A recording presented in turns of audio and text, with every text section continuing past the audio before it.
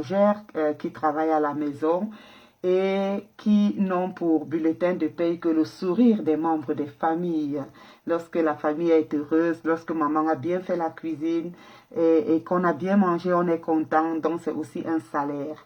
Voilà, c'est un peu ça, encourager tout le monde.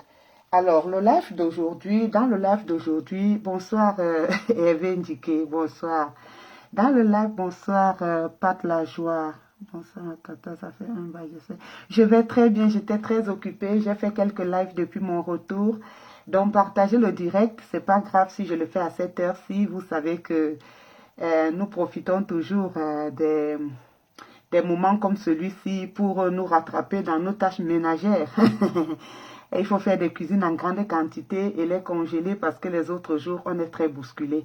Donc, mais sinon, je vais super bien. Encore un peu de fatigue, mais ça commence à aller. Donc, je serai voilà, constamment sur les réseaux sociaux voilà, pour apporter aussi comme ça ma petite pierre hein, à l'édifice du Cameroun pour le changement, s'il faut dire comme ça. Changement de mentalité. Voilà, changement de mentalité d'abord.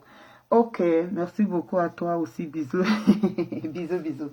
Ok, donc on va commencer. Dans ce live-là, je voudrais parler de l'accident qui a eu lieu au Cameroun. L'accident concernant le boxeur hein, international que l'on ne présente plus, le double champion du MMA qu'on appelle Francis Ngannou.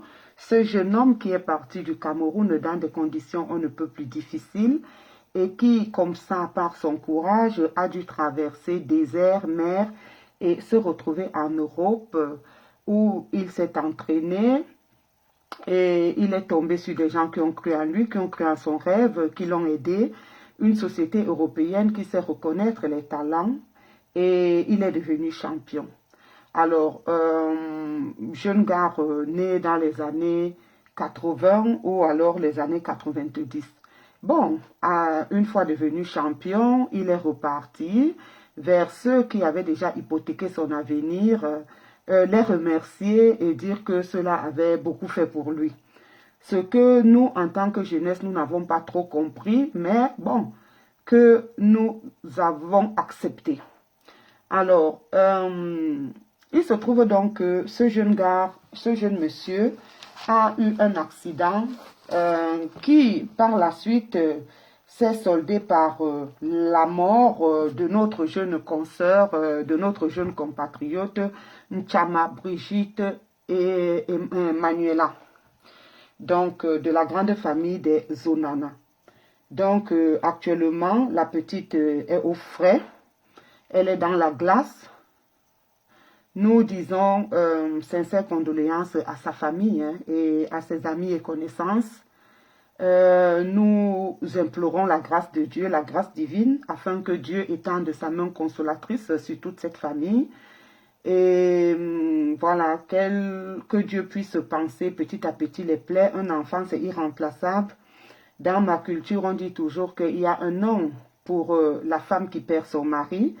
Il y a un nom pour le mari qui perd son épouse, mais il n'y a pas un mot, il n'y a pas un descriptif pour la femme qui perd son enfant. Donc, j'ai très mal, ça me fait mal, surtout une jeune fille à la fleur de l'âge. Je ne sais pas si cette petite avait déjà 20 ans ou 18 ans, 20 ans ou 18 ans, c'est comme ça que je peux situer son âge. Voilà, mais lorsqu'on parle des âges en Afrique ou au Cameroun, ce sont des sujets toujours très, très, très sensibles. Il n'y aura pas des élections au Cameroun.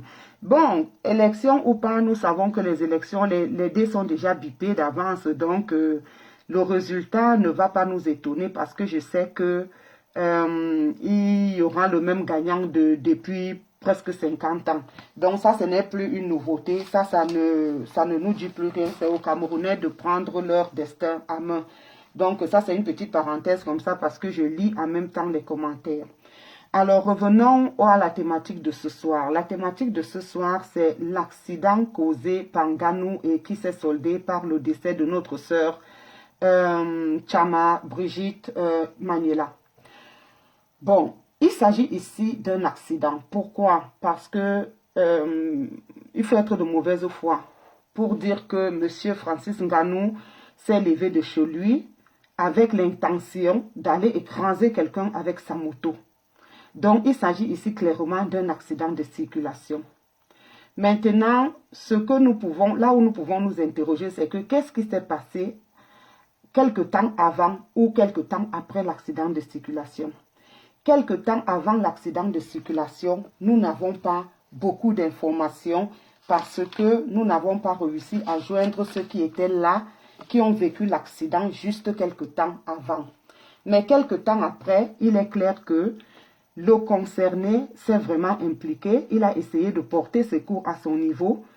Et à un certain moment, il était obligé de prendre ses responsabilités comme nous les aurions tous ou toutes prises. C'est-à-dire que transporter la victime à l'hôpital, payer les factures et voilà, veiller à ce qu'elle soit prise en charge au niveau de l'hôpital.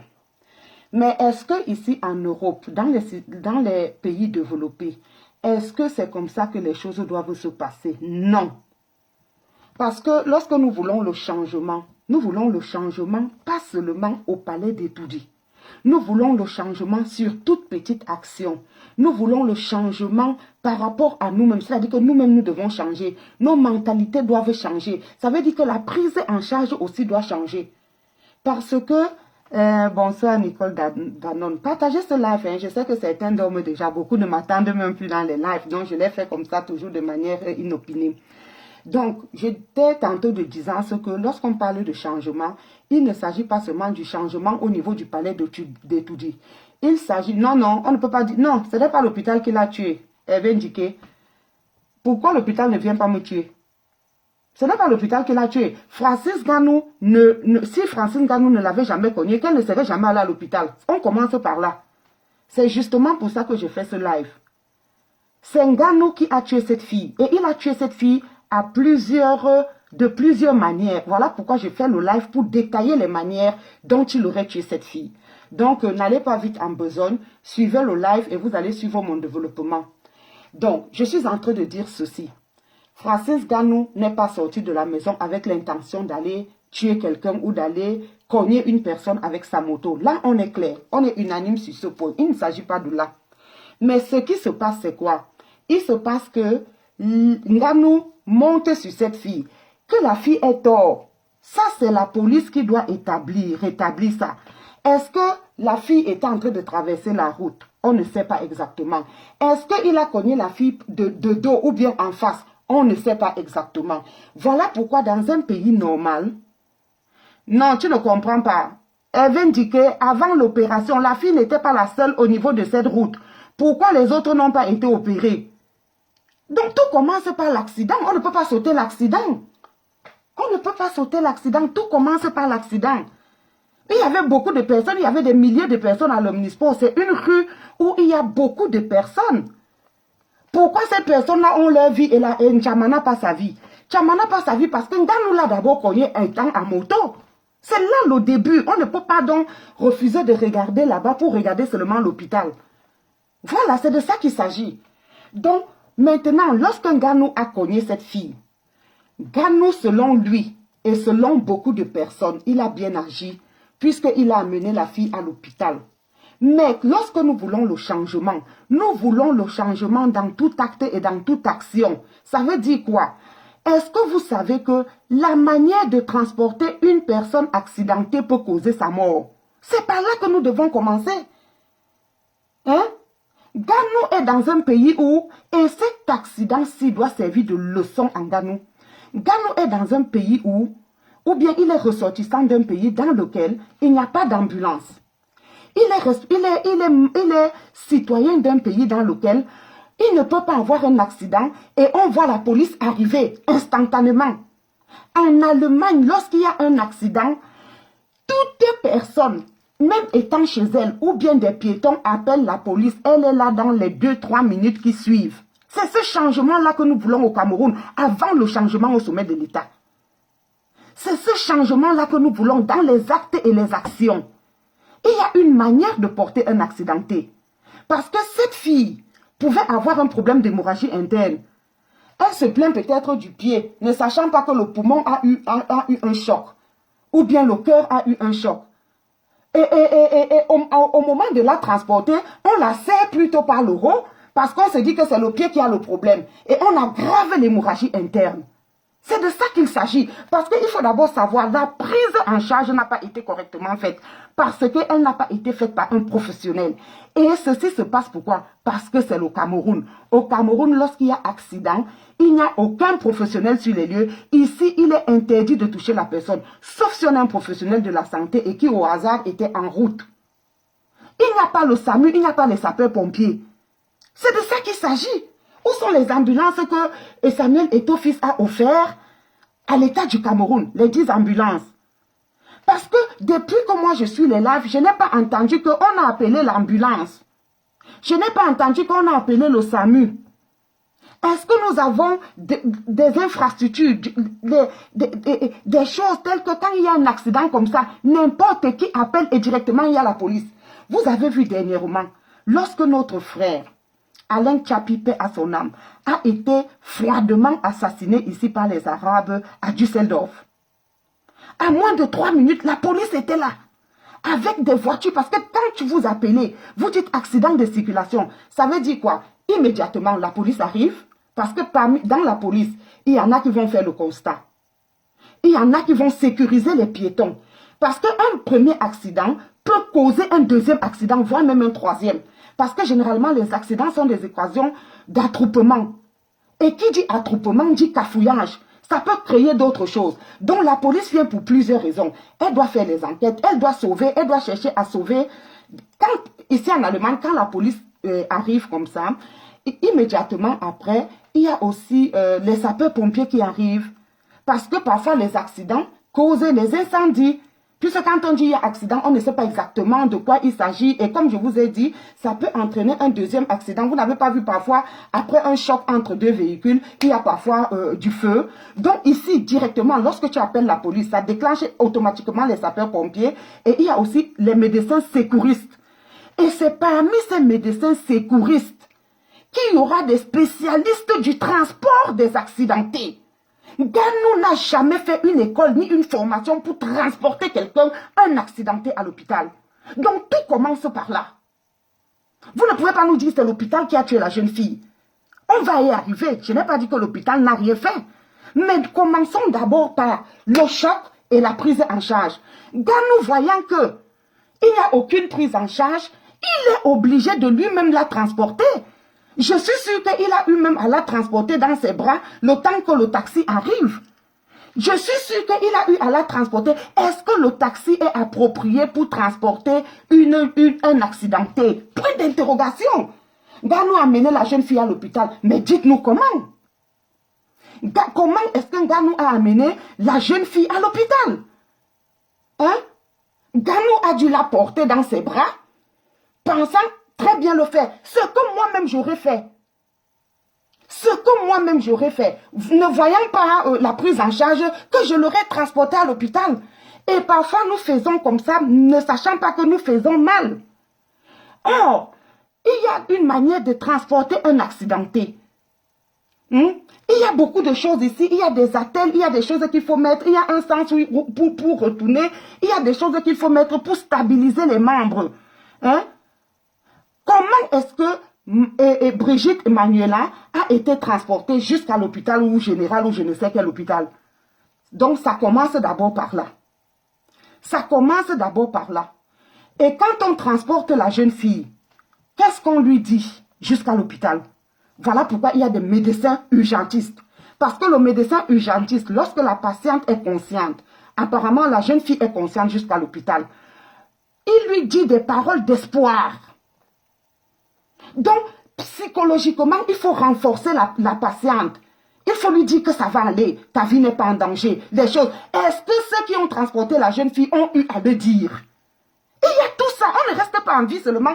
Ce sont des forces qui, au moment T, sont en train de bagarrer.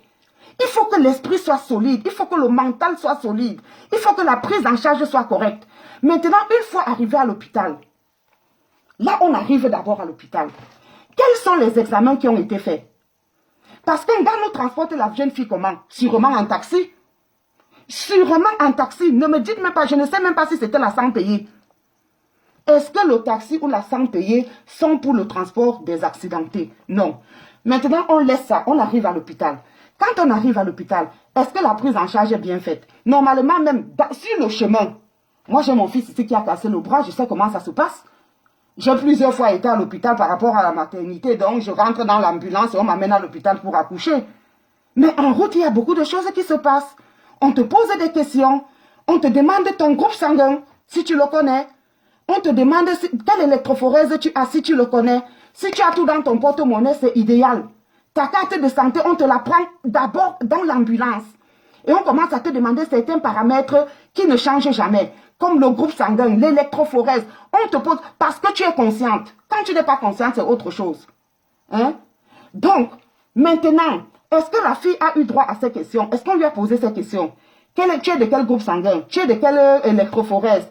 Et tout, les valeurs qui ne varient jamais, qui sont là. Bon, une fois, on doit lui demander, est-ce que tu as mangé? Quand est-ce que tu as pris ton dernier repas? Est-ce que tu as bu? Qu'est-ce que tu as bu? Quelle quantité tu as bu? Ou alors, immédiatement prélever du sang et faire un test. Parce que la police a tous ces tests-là. Les médecins urgentistes ont tous ces tests-là. Voilà pourquoi, parfois, dans le cadre des contrôles routiers, vous allez voir la police stopper des gens et demander aux gens de souffler. Ils ont même une sorte d'appareil là. Il suffit seulement que tu souffles dessus et ça mesure le taux d'alcool que tu as dans le sang. La jeune fille sortait de cette zone du stade. Alors, selon les informations du Sissongo, c'est une rue de la joie. Effectivement, pas de la joie, effectivement, c'est une rue de la joie.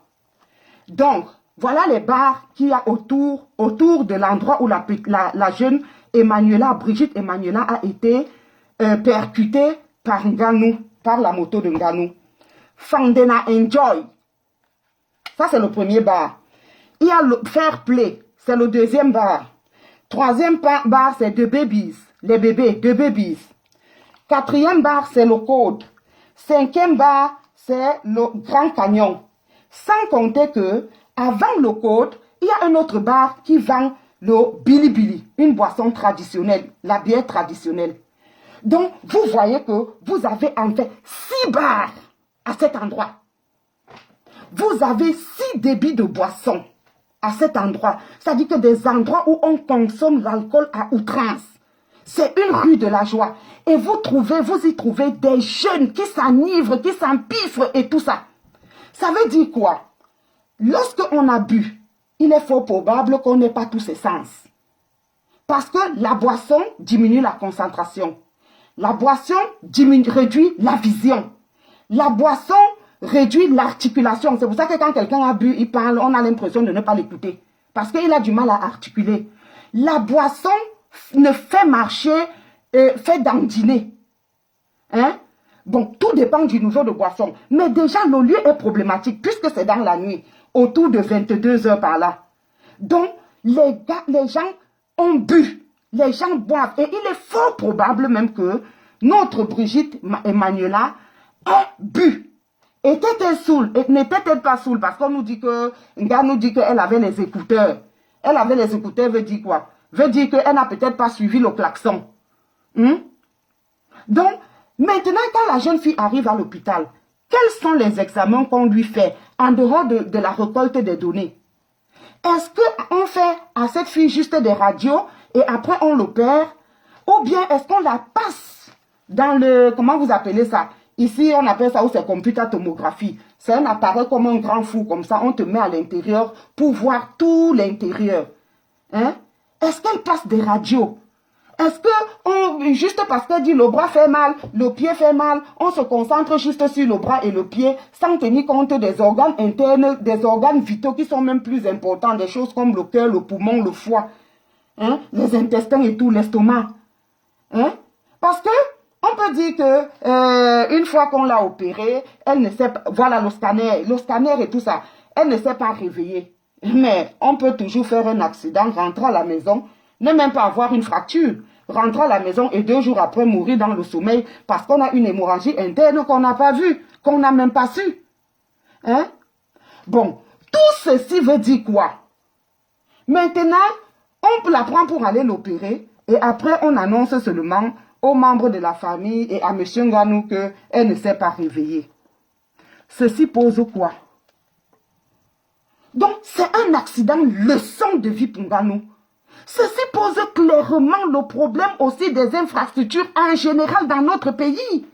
Parce qu'autour d'un stade, les rues devraient être dégagées. Or, je vous dis que sur cette petite zone où il y a eu l'accident, il y a 6 débits de boissons. Et il y a le parking de ces 6 débits de boissons. Et constamment, depuis novembre 2024, jusqu'à l'accident de Nganou, ça fait la 9e victime. Allez vous renseigner, on va vous le dire. Au même endroit. C'est la 9e victime à moins d'1 an. Au même endroit. 9e victime à moins d'1 an au même endroit. Parmi lesquels 2 ou 3 morts. Donc Chama est la 3e comme ça qui décède. C'est un endroit où il y a des accidents tout le temps à cause de tout ce que je viens de citer. L'endroit est obstrué, c'est un grand boulevard puisque selon mes informations, à un certain moment, on a même voulu déporter la place du 20 mai à ce boulevard. Et les voitures qui sortent de Soie, il paraît que les voitures roulent là-bas à grande vitesse. Les véhicules en général, motos et tout. Et vous savez qu'il y a aussi les cars de Soie. Il y a les motos, il y a les voitures, c'est un endroit où on ne peut plus saturer. Donc, il y a problème. Normalement, ici, lorsqu'il y a des accidents répétés à une zone, on essaie de tenir des mesures. Hein? Donc, nous voyons qu'il y a un problème du non-respect du code de la route.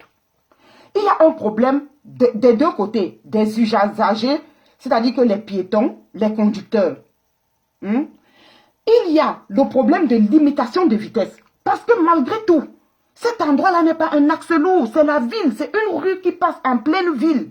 Normalement, en pleine ville, là, c'est 50 ou trop 70 km/h. Normalement, c'est 50 km/h.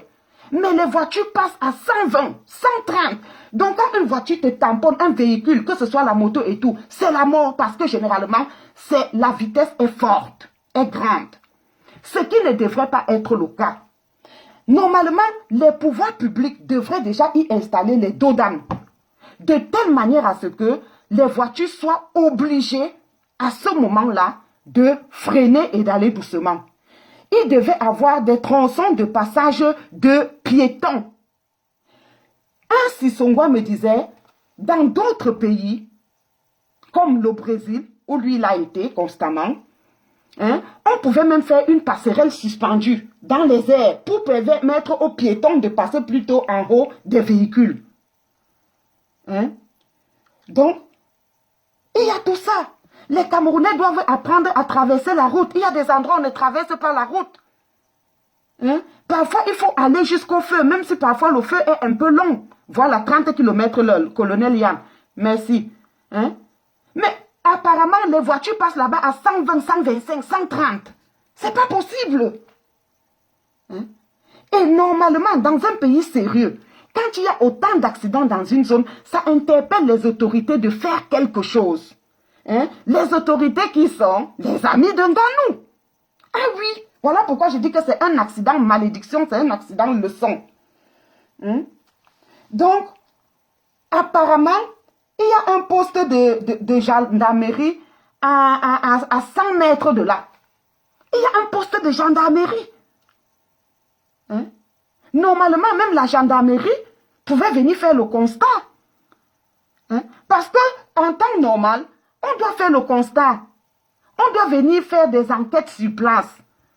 Avant même de soulever la jeune fille, il faut dessiner rapidement avec de la craie comment est-ce qu'elle a été chutée, où est-ce que la moto est. Et immédiatement interrompre la circulation. Ça permet de voir qui avait raison, qui avait tort.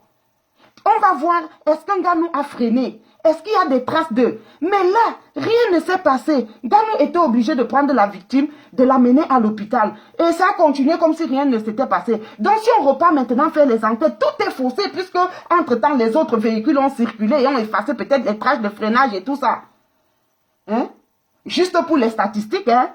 Ça ne veut pas dire que s'il avait freiné ou pas, la jeune fille serait encore en vie. Mais c'est juste pour les statistiques, pour pouvoir comprendre ce qui se passe à cet endroit-là et corriger là où il faut corriger.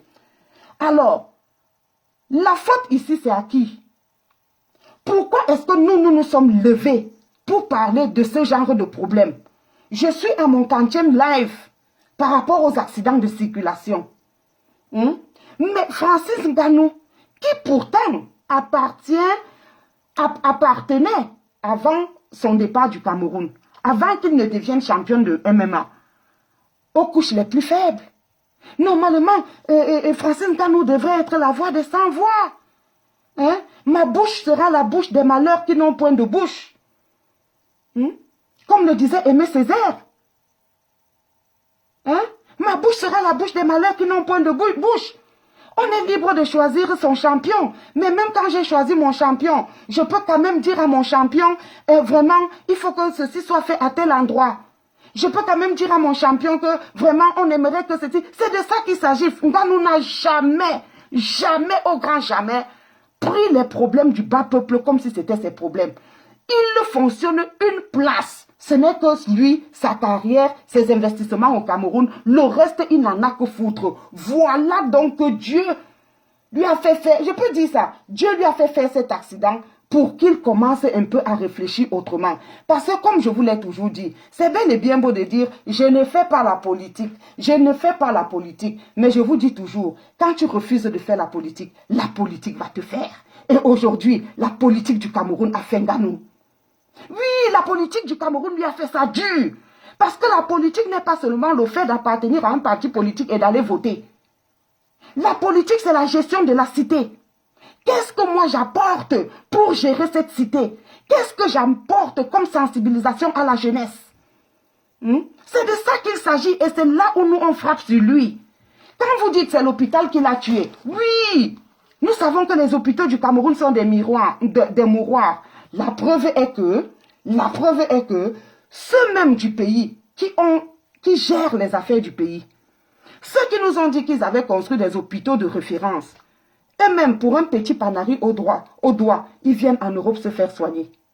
Mais est-ce qu'un Ngannou, depuis qu'il est devenu champion, a-t-il un jour essayé de dire que vraiment il faudrait qu'on améliore la prise en charge au Cameroun?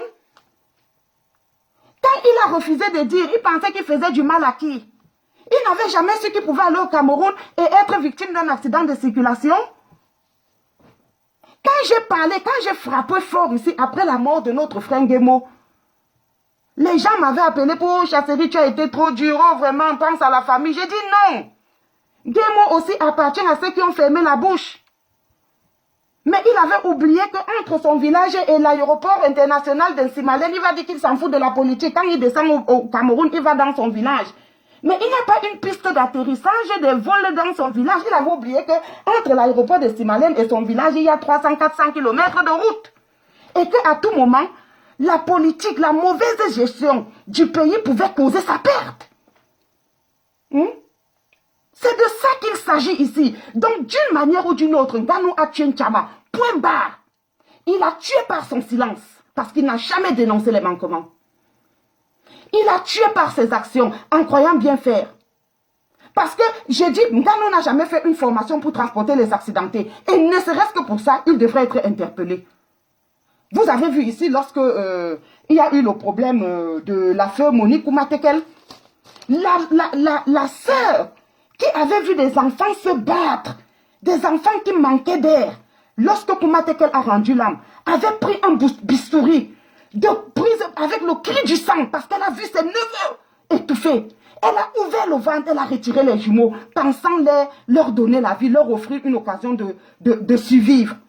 Mais elle avait été interpellée parce qu'on lui a dit, tu n'as jamais fait une formation en médecine, tu n'en avais pas le droit. Il n'y a que le chirurgien, le médecin, ceci, qui peut ouvrir les entrailles d'une femme. Mais on l'avait d'abord coffré. Donc serait-ce que pour ça. Et l'autre chose, pourquoi Ngannou? Landry s'est lui-même tué. Landry s'est lui-même tué. Landry Nguemo s'est lui-même tué. Quelqu'un n'a pas eu besoin de le tuer. Il a fermé la bouche, mais il s'est lui-même tué. Avait-il un jour dénoncé? Non. Il voulait voir ses enfants grandir. Et il voulait voir son immeuble monter. Puisque s'il avait parlé, on pouvait venir mettre, on connaît le Cameroun, on pouvait venir mettre là que arrêt des travaux. On connaît le Cameroun. C'est parce qu'ils ne veulent pas ça qu'ils ferment les bouches. C'est de ça qu'il s'agit. Landry Nguemo s'est tué lui-même par son propre silence. Donc quand vous refusez de faire la politique là, vous nous laissez seuls dénoncer. Moi je sais à combien d'années sans passeport. Mais je vais toujours continuer de dénoncer parce que je sais que c'est la vérité. Et cette dénonciation, parfois, bouscule les autorités pour qu'ils fassent quelque chose. Combien de lives j'ai fait contre l'ambassade? Vous n'avez pas vu que les choses changent petit à petit dans les ambassades? Ce sont mes lives. Je n'ai pas beaucoup de vues. Mais ils viennent, les services secrets regardent mes lives après. J'ai parlé de l'histoire du stade Omnisport ici. Lorsqu'il y avait le stade où c'est de Paul Biala qu'on vient de construire là. Lorsqu'il y avait la finale. J'ai dit, mais non, vous ne pouvez pas demander aux gens d'aller au stade alors que vous méprisez leurs idoles. Vous n'avez pas vu qu'à la cérémonie, ils ont essayé de se rattraper, exactement comme j'avais dit. Mais c'est de ça qu'il s'agit. Il ne s'agit pas de faire des lives où il y a 1000 personnes, où il y a 10 000 personnes. C'est la pertinence du live qui est importante. C'est la portée du live qui est importante. Où est-ce que le live arrive, même si ce n'est qu'une seule personne qui l'écoute. Ngannou a tué N'Chama de plusieurs manières par son silence parce qu'il n'a jamais dénoncé. Parce que si Ngannou un jour avait dit comment on appelle même les routes en anglais, Beta Rose in Cameroun, ça aurait peut-être bousculé les pouvoirs publics qui auraient mis des dodanes là et qui allaient empêcher qu'il n'aille trop vite et qu'il tamponne la personne. Donc, vous pensez qu'en fermant la bouche, en fermant ceci, vous faites du mal à qui? C'est notre Cameroun, nous tous. Sauf pour ceux qui disent, je n'ai plus rien à foutre là-bas, je n'y mets plus mes pieds. Peut-être eux, mais encore eux. Il faudrait qu'ils enlèvent toute leur famille de là. Oui, ce qui est impossible, ce qui est quasiment impossible. Même quand on est multimilliardaire, on sait combien les familles sont grandes. Par exemple, ma famille, rien que sur 2 générations, nous sommes plus de 1000. Tu vas enlever combien de personnes? Même si tu avais tout l'or et le diamant du monde de Massa Moussa. Donc, c'est de ça qu'il s'agit. Il ne faut même pas essayer. Et je suis très, très choquée d'entendre les gens dire « Ngannou a fait quoi? Il n'a rien fait. » Mais c'est terrible. Pourtant, les mêmes choses que nous reprochons à Ngannou là, c'est ce que vous reprochez aussi à Eto'o. C'est ce que nous-mêmes nous reprochons à Eto'o. Donc, il faut savoir dissocier les choses. Moi-même, j'ai toujours reproché à Eto'o ce silence. D'avoir réussi, d'être parti de rien, d'avoir réussi et d'aller dire encore, vraiment, c'est mon papa, il a tout fait pour moi, c'est lui qui m'a tout fait, c'est lui qui m'a tout donné. Non, Ngannou serait resté creuseur de sable à Batié, qui n'aurait jamais été champion. Et que personne de tous ces têtards de Yaoundé, têtards dans l'autre sens, c'est-à-dire que les têtes, personne de tous ces dirigeants n'aurait sollicité une photo, ni de s'afficher. La preuve est que, pourquoi ils ne partent pas prendre les autres creuseurs de sable qu'il y a partout à la Sanaga et tout ça, et faire les photos avec eux? Vous ne pouvez pas sortir de la misère, devenir des grandes personnes. On ne dit peut-être pas, bon, aujourd'hui, je suis un peu plus tendre, je peux encore comprendre qu'on fréquente ces gens-là. Mais même en fréquentant ces gens-là, entre 2 phrases, on peut glisser quand même quelque chose. Même lorsqu'on gagne, sous son t-shirt, on peut quand même avoir un t-shirt qui dit que meilleure infrastructure au Cameroun. Quitte à perdre quelque part ses investissements. La jeunesse et l'histoire retiennent. La jeunesse et l'histoire retiendront que Francis Ngannou avait parlé de ci ou de ça.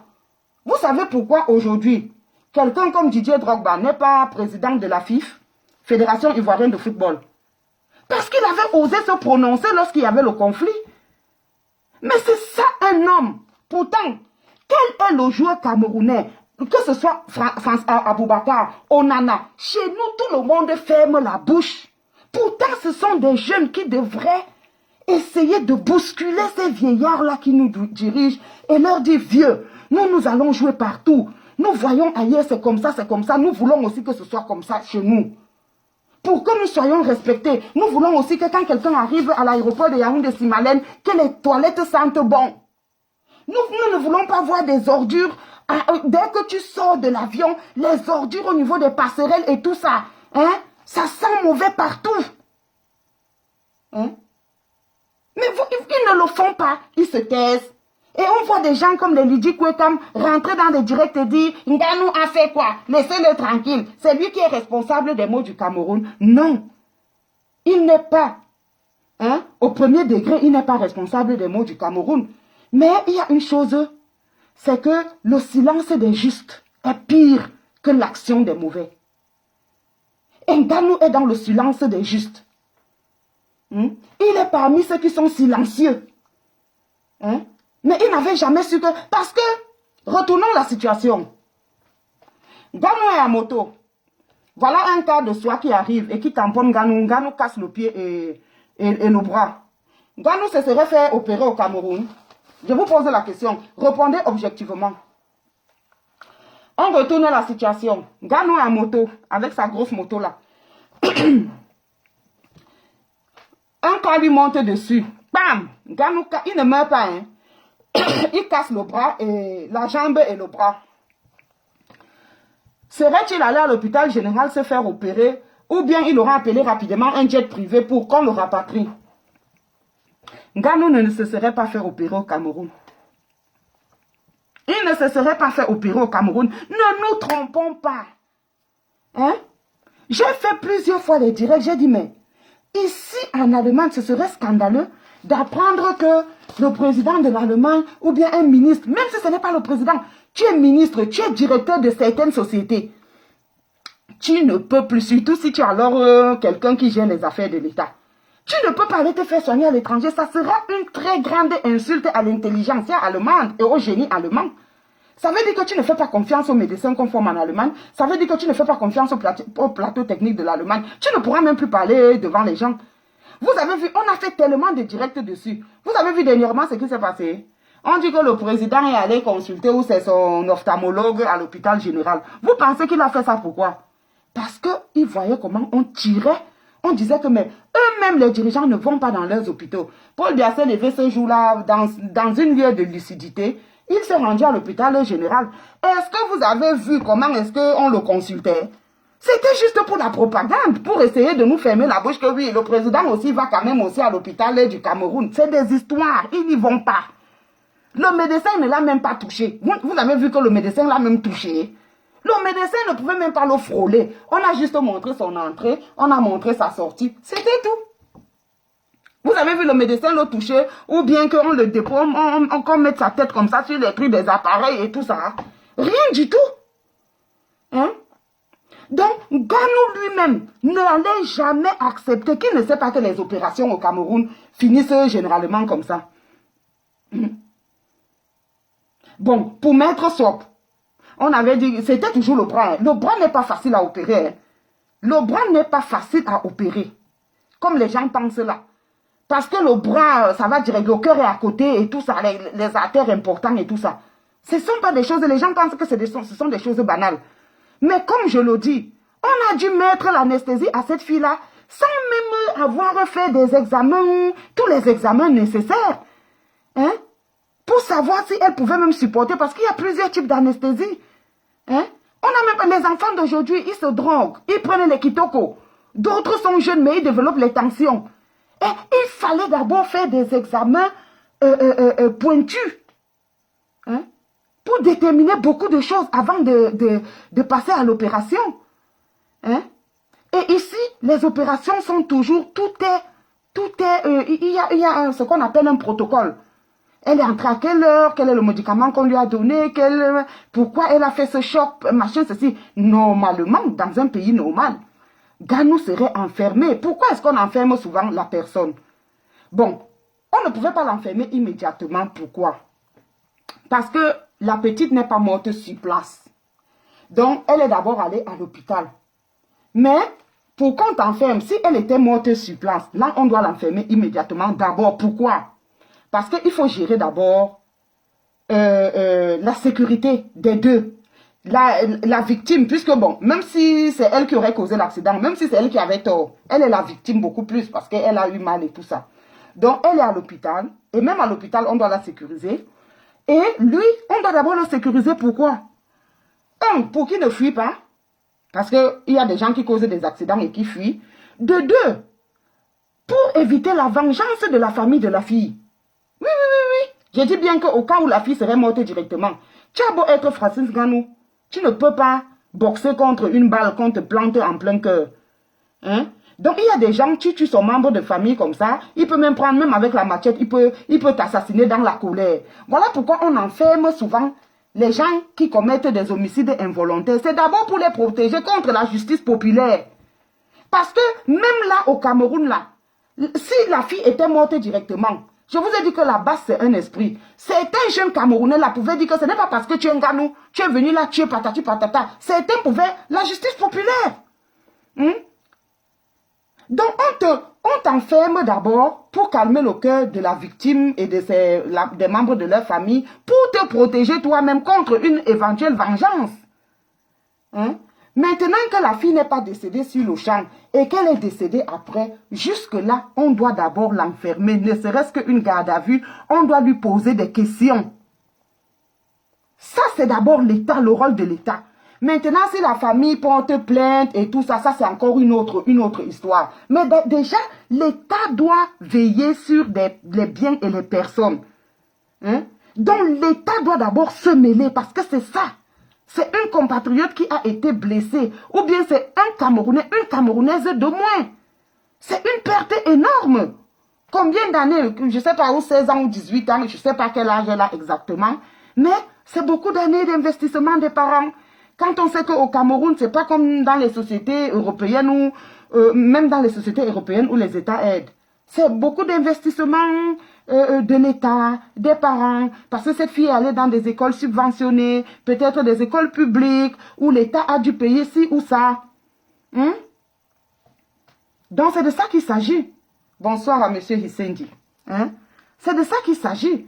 Donc, on ne peut ne pas dire que Nganou n'a pas tué. Il a tué. Il a tué physiquement parce qu'il a cogné. Il s'est rendu coupable d'une infraction. Il a transporté un malade accidenté. Il a transporté une personne accidentée alors qu'il n'a pas la formation pour. Il a amené à l'hôpital, c'est vrai, mais il doit être entendu. Et ceci va prouver qu'on est dans un pays normal. Voilà. Les lois ne doivent pas continuer à être des filets qui laissent passer des gros poissons et qui arrêtent les petits.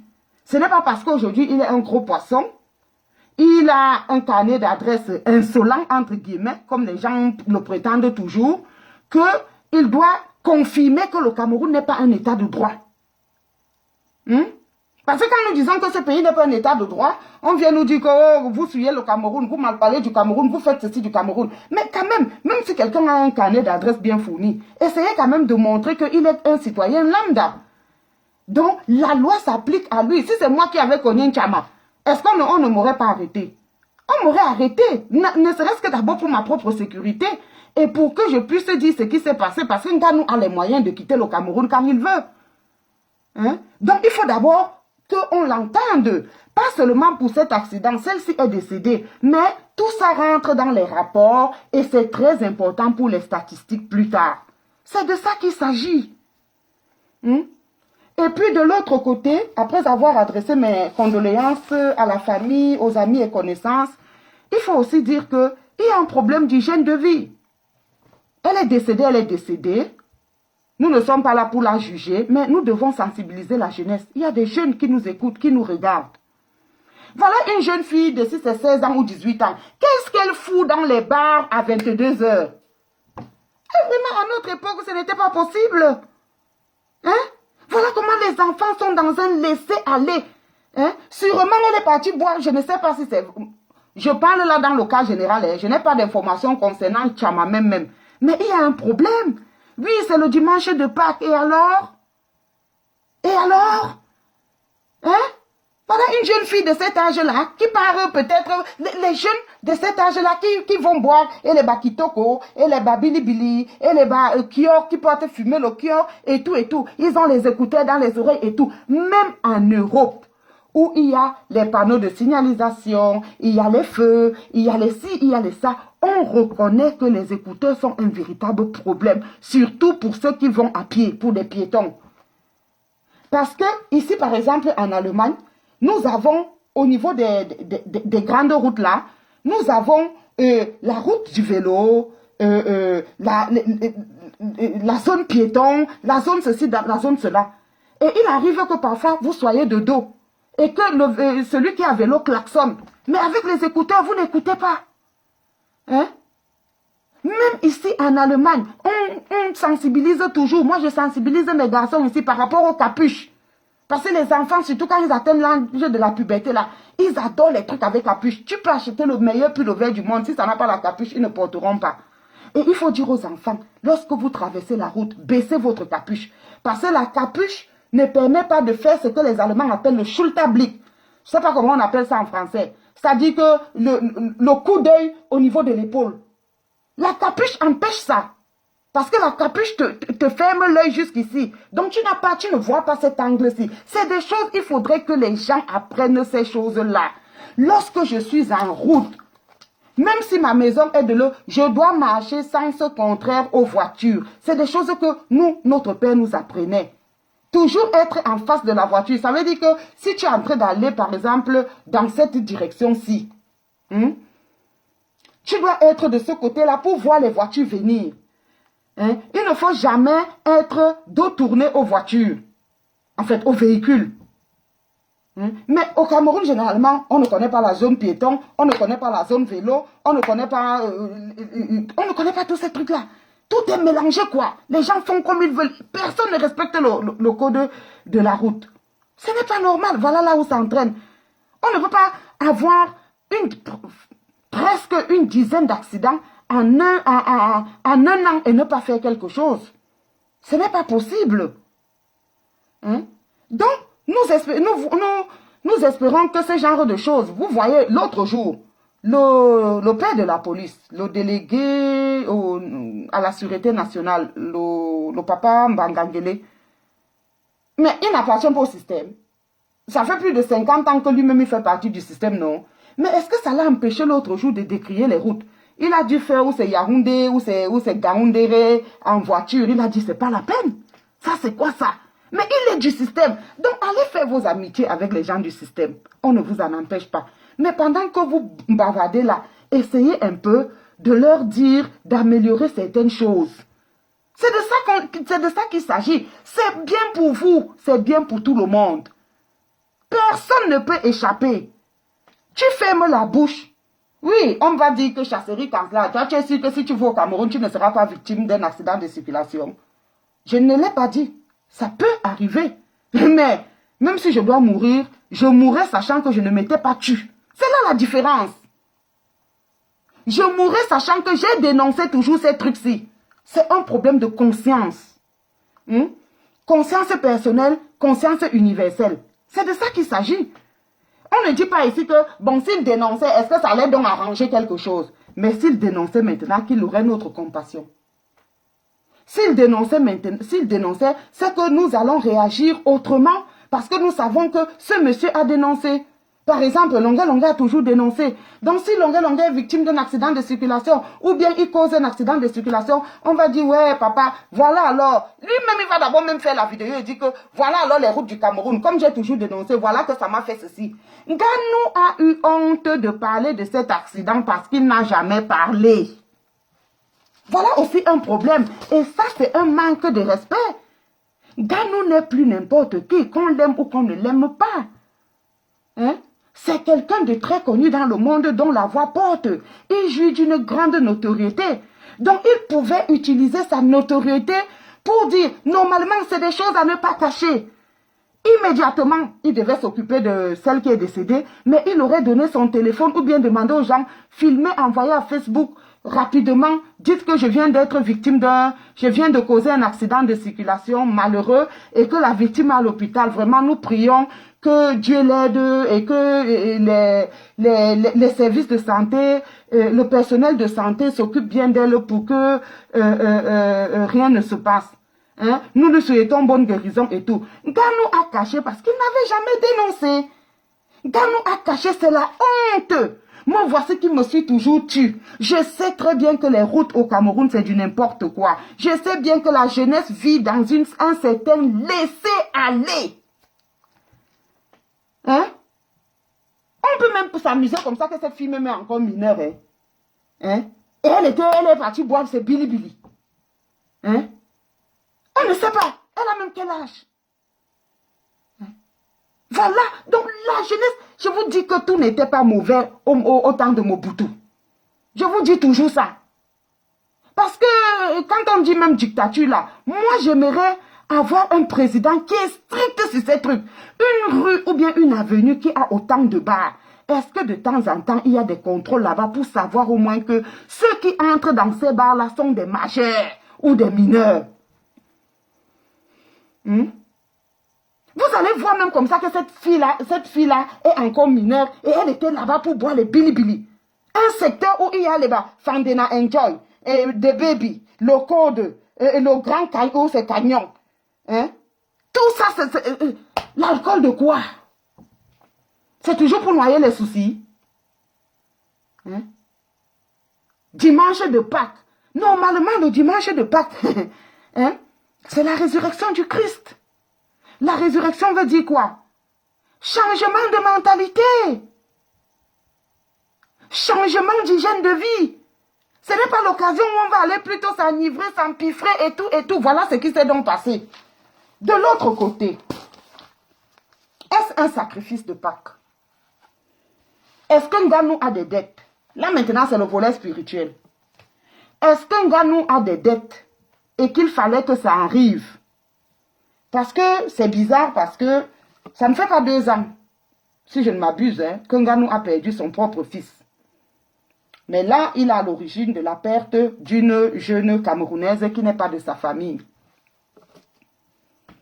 Qu'est-ce qui se passe? Il y a un problème. A-t-il un mauvais sort? Est-ce juste la malchance? Je voudrais faire le parallèle ici parce que j'ai hésité.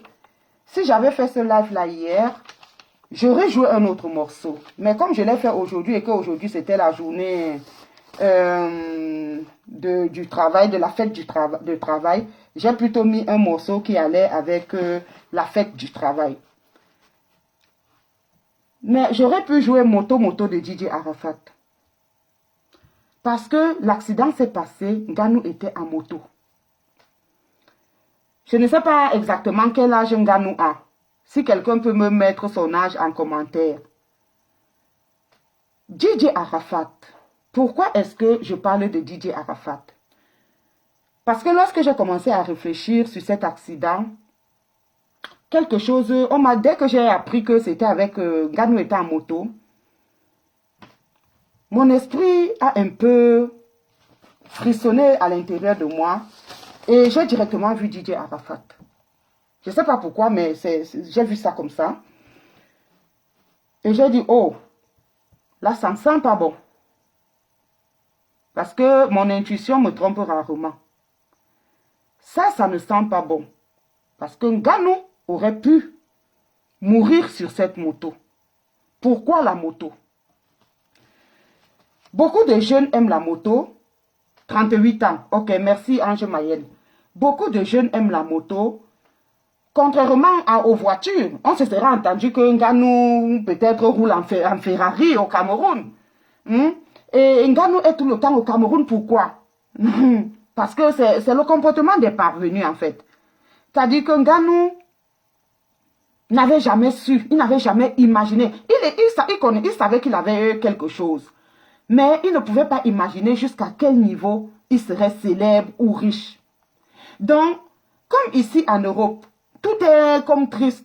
Les gens sont enfermés, soit dans les appartements, soit dans les maisons avec des barrières et des ceci. Il n'y a pas trop de gens en route comme en Afrique. Et quand on est au niveau des routes, les routes normales, on a même l'impression qu'il n'y a personne dans le pays. Il faut aller parfois dans les gares souterraines et autres pour voir les gens. Quand ma mère est venue ici, elle me disait, mais c'est pas possible.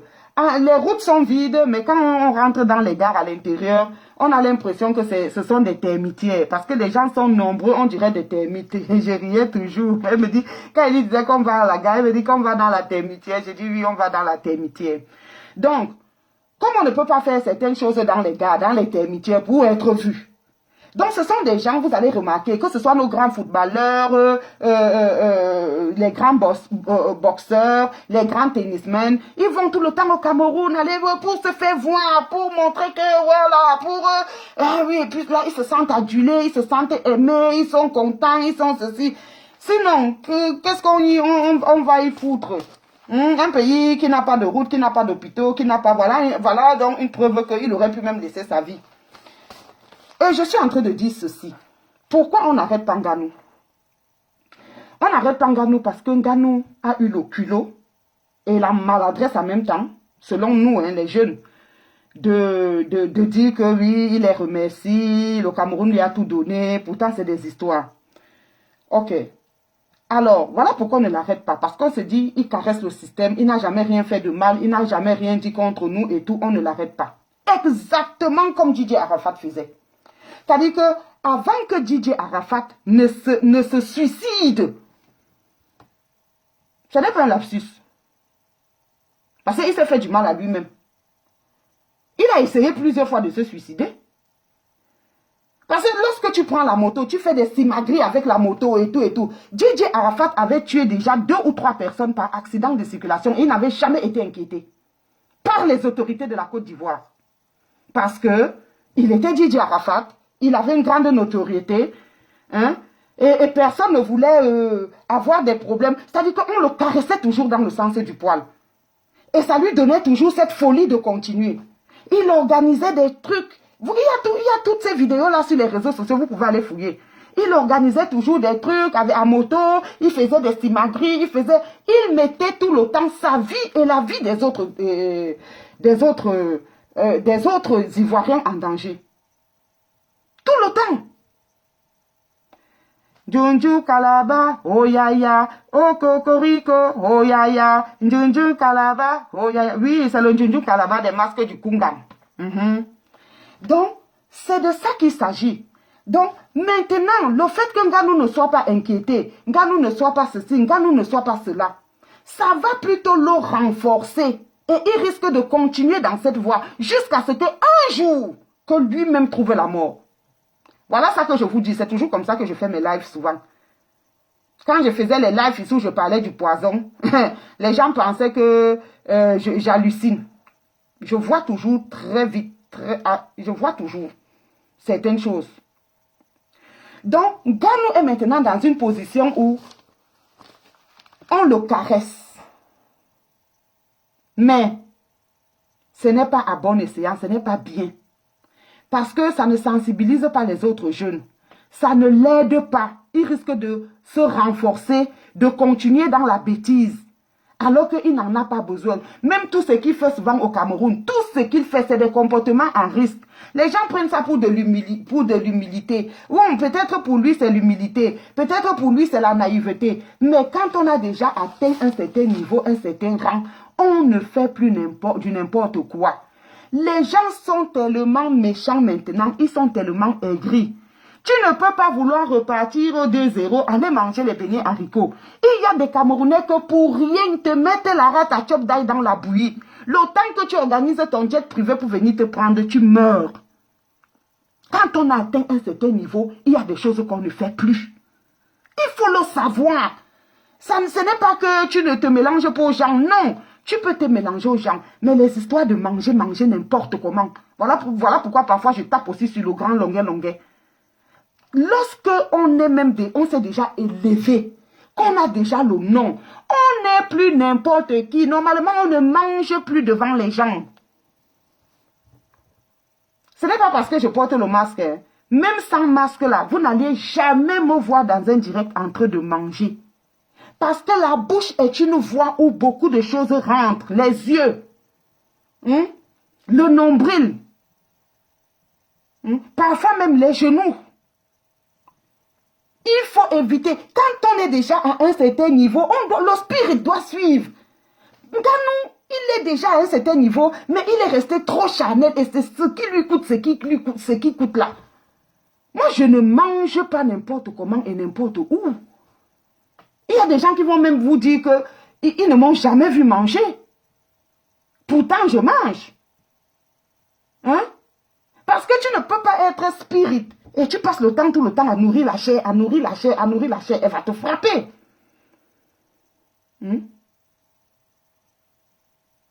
C'est très difficile de me voir manger. Parce que les deux ne vont pas ensemble. Les deux ne vont pas ensemble. Hein, la chair et l'esprit. Non. Tu ne peux pas tout le temps en train de... comme le grand Longuet, là, vous savez que j'aime beaucoup Longuet. Mais parmi les choses qui m'énervent chez Longuet, c'est le fait de manger n'importe comment, en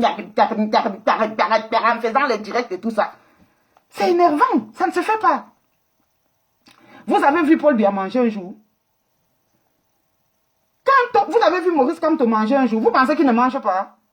Mais quand tu as quand tu as déjà atteint une certaine notoriété, ou bien un certain grade, ou bien, tu dois faire comme si tu étais devenu un petit dieu. Même si tu as faim, il y a un milieu là, tu vois trop de caméras, tu dis non merci. Non mais c'est bon, c'est ce que là, non merci, bon j'ai un problème de santé, je supporte pas cette nourriture et tout. Tu trouves une excuse. Ça forge le respect. Un dieu ne mange pas. Oui. Tu ne manges que quand tu es dans un cercle restreint avec des gens qui doivent partager ton intimité. Tu ne manges pas n'importe comment. Oh, c'est un gars, il est parti voir ses amis, ils ont dit les voici en train de manger les beignets haricots. Non. Et c'est comme ça. Quand on se respecte et quand on veut s'élever spirituellement. Donc, il faut qu'un gars nous fasse très, très attention. Sinon, ça ne sent pas bon. Je vous dis ça. Bon, quelqu'un d'autre, je ne sais pas comment il a d'abord eu cette moto. Parce qu'il faut qu'il sache d'abord. Moi, je ne sais pas comment il a eu cette moto. Parce qu'il faut qu'il sache. Comment est-ce qu'il a eu cette moto? Est-ce que c'est une moto qu'il a ramenée de l'Europe ou bien des États-Unis? Il a acheté sur place parce que il y a des objets qui ont des mauvaises portées spirituelles. Il y a des choses que tu achètes, tu ne sais pas s'il a une œuvre ou bien si c'est une moto d'une célébrité qu'il a eue et tout. Une autre personne même, après ce truc, il ne toucherait plus jamais à cette moto. Mais il faut qu'il fasse attention. Voilà déjà 2 personnes qu'il perd comme ça, en fait. Il a perdu son fils, maintenant il est à la cause de la perte d'un chama. Ça fait 2 personnes à moins de 2 ans. C'est pas bon. Spirituellement, ça veut dire tout ce que ça veut dire. Spirituellement, ça veut dire tout ce que ça veut dire. Donc, normalement, s'ils respectaient les Camerounais, même dans un pays où on se respecte, on aurait déjà des conférences de presse parce qu'il s'agit d'un accident qui implique une notoriété, une personne très connue, un champion, un double champion de MMA mondial, un double champion mondial du MMA. Donc, normalement, il devait même avoir une conférence de presse où on allait dire ici, ça devait être le cas, où on allait dire ce qui s'est passé exactement, exactement pour que la petite meure.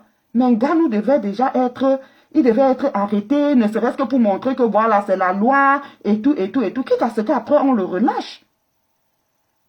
Donc, c'est de ça qu'il s'agit. Je vais vous passer ici quelques vidéos de Gigi Arafat. Parce que c'est là où ça va aller. Parce que ce qui est sûr, c'est que Ngannou lui-même faisait les grimaces avec sa moto. On connaît le genre de grosse moto là, tu ne passes pas inaperçu. Tu fais pour que les gens disent que oui, c'est le champion, et ça monte à la tête comme l'adrénaline. Et quand je vois certaines personnes du village vouloir venir faire voilà, c'est ce qui m'énerve souvent. Moi, quand je soutiens Eto'o, je le soutiens sur un point précis. Mais sur le point qu'il ne dénonce pas, je frappe sur lui. Mais si c'est par rapport au test de la FECAFOOT, je le supporte parce que là, il a raison. Mais si c'est par rapport à la dénonciation, je frappe sur lui parce qu'en tant que jeune, il devrait être parmi ceux qui dénoncent. J'ai dit que même Bagangele, l'autre jour, il a dénoncé ces routes-là. Donc, on peut être du système et dénoncer.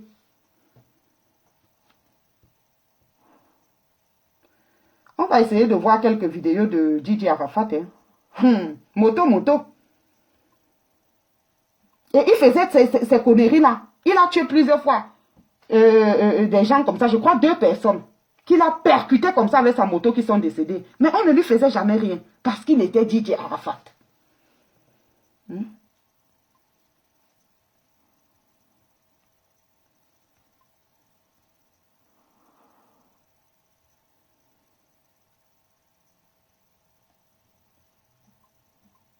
Et tu vas entendre les gens, Nganou a fait quoi? Laissez-le tranquille. Vous êtes jaloux de lui. Vous êtes ceci, de cela. Non, il faut dire la vérité.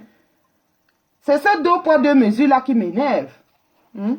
Jusqu'à aller dire et menacer Zuimanto, pourquoi il a publié les photos, pourquoi il a dit c'est le frère du village, il faut qu'il couvre. Voilà parfois la philosophie de d'autres personnes. Bonsoir Marcelo de Stuttgart.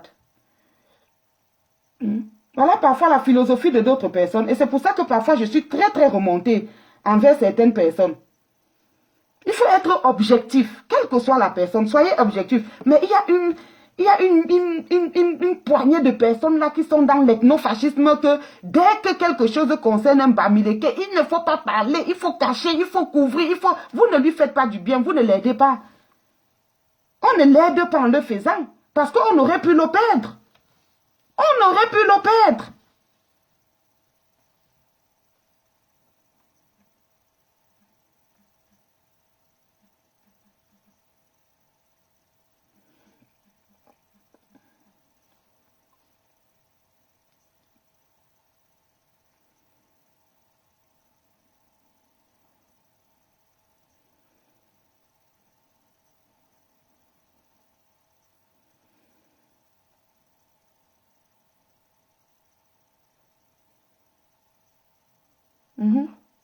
Parce qu'il y a beaucoup de gens qui ne disent jamais la vérité à d'autres personnes.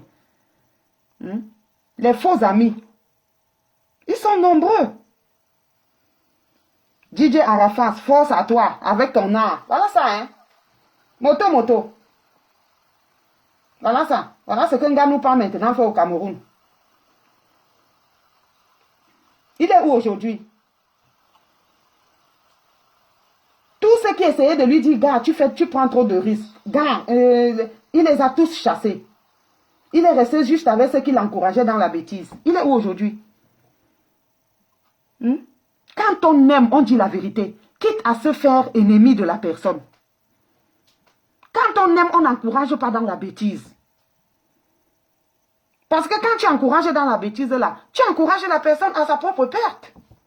Et à un certain moment, après avoir tué 2 Ivoiriens, il est lui-même mort. Un talent. Bon, pour son monde. Moi, je ne partage pas ce monde-là. Ce n'est pas mon monde. Voilà les choses. Voilà. Et il faisait ça tout le temps. Regardez, ce n'est pas dans son domicile privé. Hein. Voilà ce qu'il faisait, hein, tout le temps. Et il causait des accidents. Il a tué 2 personnes. On ne lui a rien fait parce qu'il était Gigi Arafat. Voilà ça. Et le jour qu'il est mort, les gens sortent pour pleurer. Est-ce que c'était la première fois? Quand quelqu'un fait ça, ça veut dire qu'il essaye de se suicider. Parce que ce n'est pas normal. Une personne normale ne fait pas des choses pareilles.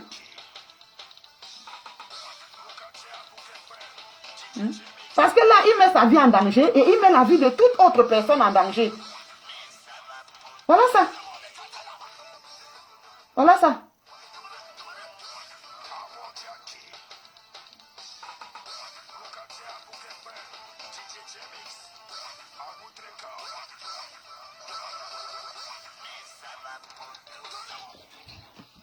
Vous appelez ça quoi? Quelqu'un cherche sa mort comme ça avec la torche. Le jour que la mort le prend, on commence à dire que non, c'est que non. Il faut qu'on dise à Nganou d'arrêter rapidement. Il y a des gens qui sont amoureux de moto, oui. Et puis, comme je disais toujours, parce que même Gigi Arafat, il ne sort pas d'une famille super machin. Donc, généralement, ce sont des parvenus. Et l'argent et le succès montent à la tête.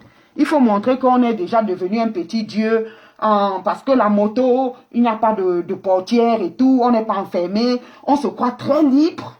C'est-à-dire qu'à un certain moment, c'est des enfants qui ont été enfermés par la pauvreté dans la tête. Ils se croient trop libres. Ils ont l'impression d'avoir des ailes et de voler. Parce que ça, c'est la sensation que la moto fait. Même petit vélo là. Tu as la sensation de voler, de marcher sur les nuages. Combien de fois les grosses motos comme ça? Hein? Mais si ça continue comme ça, il va faire du mal à beaucoup de Camerounais et il va se faire du mal un jour. Donc il faut qu'on arrête ça rapidement. Il faut qu'il arrête la connerie rapidement. Pour moi, il ne doit plus toucher à cette moto. Cette moto porte malheur. Il ne doit même pas l'offrir à quelqu'un. Il doit l'enterrer. Parce que même s'il l'offre à quelqu'un, si cette moto a des énergies spirituelles négatives, elle ira faire des gaffes entre les mains d'une autre personne. Il y a des choses comme ça. Il y a des choses comme ça. Il y a des gens qui ont acheté une arme pour une raison ou pour une autre. L'arme a appartenu à une famille et ça a été un scandale dans une famille. Les gens se sont même suicidés, se sont fusillés avec. Et après, on a liquidé l'arme comme ça. Et toi, tu quittes, tu vas acheter cette arme. Et le même scandale arrive aussi dans ta famille. Parce que l'arme là a déjà des trucs, elle est chargée négativement.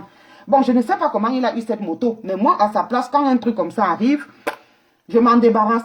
Et il ne doit pas l'offrir à quelqu'un. Parce que si elle a, comme je vous dis, ça va aussi aller causer des trucs là-bas. Donc, voilà. Voilà, les vidéos d'Arafat sont là. Hein. Donc, ces vidéos ne sont pas cachées. Vous pouvez aller chercher. Si je tape même dernière vidéo d'Arafat, vous allez voir l'une de ces dernières. Parade tout risque des motards en Italie. DJ Arafat. Voilà. Il y a des gens qui font ça. Même en Italie, ici, là, regardez. Vous voyez ça, hein? Bon, il y a des gens qui trouvent ça bien et tout et tout. Voilà. Il y a même, voilà. Et c'est des choses que Arafat lui faisait tout le temps. Et ça avait déjà causé la mort de 2 personnes minimum. Et je dis bien minimum. Mais c'était toujours camouflé. C'était toujours caché. Hein? Vous voyez? Voilà. Donc, sur ce, je vais mettre un thème à ce live. C'est pour dire quoi? Là, maintenant, on peut jouer DJ Arafat. Moto. Bon, tout est dit, hein. Ganou, qui le vole ou pas, il a tué une Tchama. Voilà. Qui ne viennent pas nous dire que c'est les infrastructures, c'est l'hôpital. Parce que si c'était l'hôpital, il allait dénoncer ça depuis. Il n'a jamais dénoncé. Donc, les hôpitaux ne tuent pas au Cameroun. Les infrastructures du Cameroun sont très bonnes. Ganou n'a jamais rien dit. Ça veut dire qu'il trouve que au Cameroun, il y a de très belles routes. Il y a de très bons plateaux techniques. Il y a des super médecins bien formés. Alors qu'on a un médecin qui est en diaspora, en exil, parce qu'il a osé dire que la majorité des médecins du Cameroun dribblent les cours. Mais à la fin, ils sortent médecins hauts. Donc parfois, ils sortent avec des gros manquements, des lacunes. On a failli le tuer, il a fui, il est en diaspora. Mais Nganou dit que les médecins du Cameroun sont de très bons médecins. Nganou et Eto. Ils disent qu'au Cameroun, il y a de très belles routes. Ils disent qu'au Cameroun, il y a les ambulances. Dès que tu fais l'accident, on te transporte. Ils disent qu'au Cameroun, les médecins sont des génies. Ils savent opérer. C'est ce qu'ils disent. Donc, il ne peut pas nous dire maintenant que c'est l'hôpital qui a tué une Tchama. Non, il dit que les hôpitaux de référence existent et ils sont bien équipés. Donc, qui vient nous dire ce qui a tué la petite? Que Nganou doit faire une sortie. Même si on dit que maintenant, il est aussi allé mettre le plâtre, que comme quoi, pour attirer la compassion. Laisse ça. Le plâtre n'est pas au niveau de la bouche. Viens faire le live. Tu nous dis comment Ntchama est morte. Ne nous dis surtout pas que c'est parce qu'il n'y avait pas l'ambulance pour la transporter. Non. Parce que si c'était le cas, tu aurais parlé depuis. Comme je parle là depuis. Que ça me coûte tout ce que ça me coûte. Si c'est que les hôpitaux étaient mauvais, tu allais dire depuis. Tu as toujours dit que les hôpitaux sont bons. Parce que qui ne dit rien consent. Qui ne dit rien acquiesce. Donc, je ne veux pas entendre que ce n'est pas Nganou qui a tué, c'est les hôpitaux, c'est les routes, c'est les... Non. Donc, on va suivre moto de DJ Arafat. Parce que c'est là où on est en train d'aller. Hein. Lui, il a même déjà dépassé l'âge de DJ Arafat. Il a déjà 38 ans. Donc, il a déjà 5 ans de plus. Qui continue? Les derniers moments de DJ Arafat. Voilà ça. Et les gens sont en train de crier. Le Yoruba. Le Yoruba, tu es fort. Le voilà. Hein? Au lieu de lui dire, arrête la connerie, tu crées les embouteillages, tu crées... hein? Parce que nous, on aime toujours très mal imiter. Quand les Blancs, eux, ils veulent faire... Oh. Bref.